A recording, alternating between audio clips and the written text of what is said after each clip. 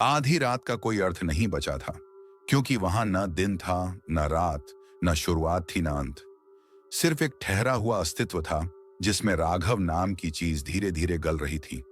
उस कमरे में जहां अंधेरा भी नहीं था, क्योंकि अंधेरा होने के लिए भी किसी रोशनी का मरना जरूरी होता है। और यहां तो कभी कुछ जला ही नहीं था। वहां दीवारें दिखती नहीं थीं, लेकिन लगातार पास आती रहती थीं, जैसे वे चल नहीं रही हों, बल्कि राघव के अंदर फैल रही हों, उसकी सांसों में, उसकी नसों में, उसकी सोच के आखिरी कोनों में। और वह खड़ा नहीं था, बैठा नहीं था, गिरा नहीं था। वह बस मौजूद था, मजबूरी की तरह, आदत की तरह। और उस मौजूदगी में कोई आवाज नहीं थी, फिर भी ऐसा लगता था जैसे हजारों मरे हुए शब्द एक साथ चिल्ला रहे हों, बिना आवाज के, बिना भाषा के, सीधे दिमाग की उस जगह पर जहां इंसान खुद से झूठ बोलता है। समय यहां बहता नहीं था, वह जमा हुआ था परतों में। और हर परत राघव की किसी भूली हुई भावना जैसी थी। डर, शर्म, अकेलापन, अस्वीकार, सब एक दूसरे पर चिपके हुए। और जब वह सोचने की कोशिश करता, तो सोच वहीं टूट जाती, क्योंकि सोच भी दिशा मांगती है। और यहां कोई दिशा नहीं थी। आगे पीछे ऊपर नीचे सब एक ही बिंदु पर सड़ चुके थे। कोई आईना नहीं था, क्योंकि चेहरा पहले ही उतर चुका था। कोई परछाई नहीं थी, क्योंकि शरीर अब वजह भूल चुका था। और दिल की धड़कन अब अंदर से नहीं आती थी, वह कहीं बाहर से आती महसूस होती थी, जैसे किसी और की चीज हो, जिसे सिर्फ उसकी छाती में रख दिया गया हो। और उसी धड़कन के बीच बीच में कुछ ऐसा खिसकता था, जिसे नाम नहीं दिया जा सकता। न हाथ, न सांस, न याद, बस एक उपस्थिति जो बहुत देर से वहां थी और अब ऊब चुकी थी। वह उपस्थिति कोई सवाल नहीं पूछती थी, क्योंकि सवाल उम्मीद होते हैं, और यहां उम्मीद रखना अपराध था।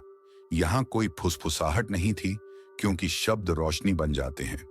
यहां बस एक दबाव था, जो हर पल थोड़ा और गाढ़ा होता जाता था, जैसे कोई अदृश्य चीज उसके अस्तित्व को मोड़ रही हो, बिना तोड़े, ताकि दर्द भी पूरा ना हो। राघव को कभी कभी लगता कि अगर वह रो सके तो शायद कुछ बदले, लेकिन आंसू भी बहने से पहले ही सूख जाते, क्योंकि बहना भी एक तरह का जाना होता है। और इस कमरे में कुछ भी कहीं नहीं जाता, सब यहीं रुक जाता है, हमेशा के लिए।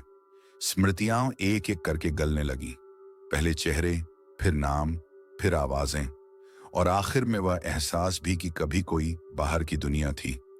और जब बाहर का ख्याल ही मिट गया, तो डर भी मर गया, क्योंकि डर को भी तुलना चाहिए होती है, और यहां तुलना के लिए कुछ नहीं बचा था।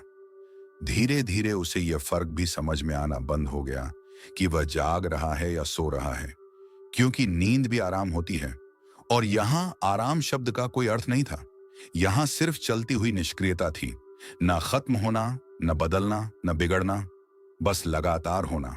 और उसी लगातार होने में कभी कभी ऐसा लगता जैसे कोई उसके नाम की जगह उसकी सबसे गहरी कमजोरी पुकार रहा हो, बिना आवाज के, सीधे उस जगह से जहां कभी आत्मसम्मान रहा होगा।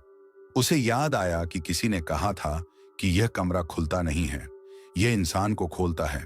और अब समझ आया कि खोलने का मतलब दिखाना नहीं होता, खोलने का मतलब खाली करना होता है, परत दर परत, भावना दर भावना, जब तक भीतर कुछ बचता ही नहीं जिसे इंसान कह सके। यहां कोई मौत नहीं थी, क्योंकि मौत भी एक अंत होती है, और अंत भी राहत होता है।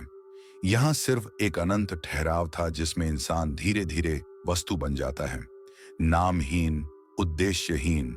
और जब आखिरी बार राघव ने मैं शब्द पकड़ने की कोशिश की, तो उसे महसूस हुआ कि मैं भी एक तरह की रोशनी है, और इस कमरे में रोशनी के लिए कोई जगह नहीं थी।